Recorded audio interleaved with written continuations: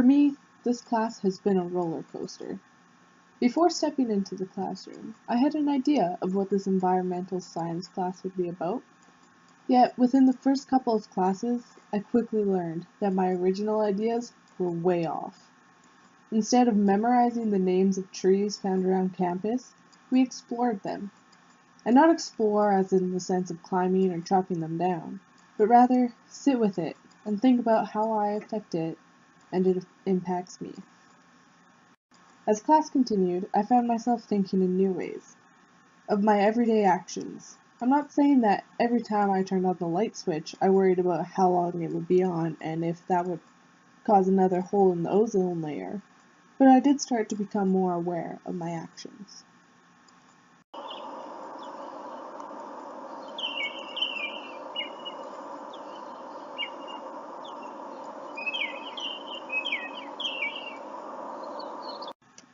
Making journals and other blog posts was a challenge for me. I've never been good with technology, and learning how to blog was a whole story itself. But now, at the end of the course, it's a great way for me to look back at what I've thought throughout and how it changed as class progressed. Now that I know what I'm doing when I blog, I hope to be able to use it in my future as a teacher.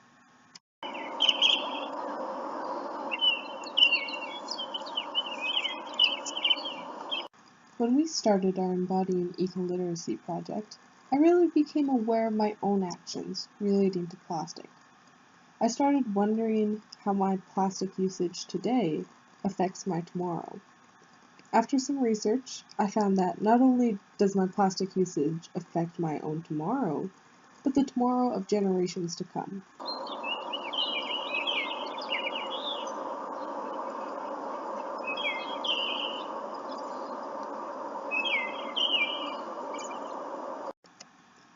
Not only did this project get me thinking about my ecoliteracy embodiment, but it helped me with my understanding of inquiry.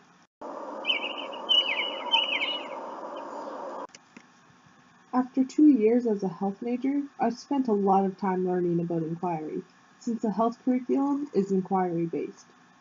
Despite learning about it for so long, this class was the first time I experienced inquiry learning myself. This new experience gave me a better understanding of inquiry and what it means for the student.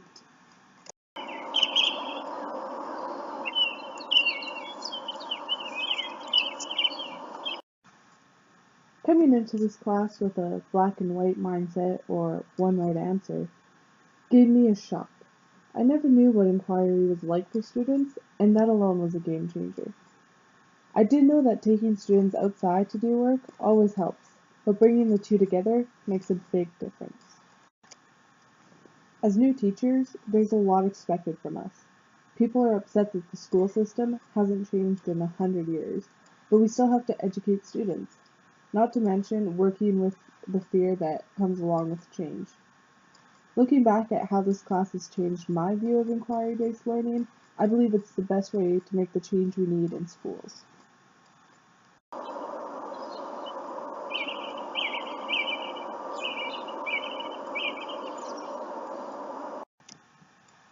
Throughout this course, we discussed what environment, nature, and wilderness meant to us, as well as how we connected to it. Personally, I consider them very similar and connect best when I make my own memories in a certain area. Kimmerer let me know that there's different ways of connecting with the environment. Meanwhile, in Silverbells, it was a reminder that there's more to nature than scientific names. Finally, Before the Flood was a reminder that we need to take care of our environment.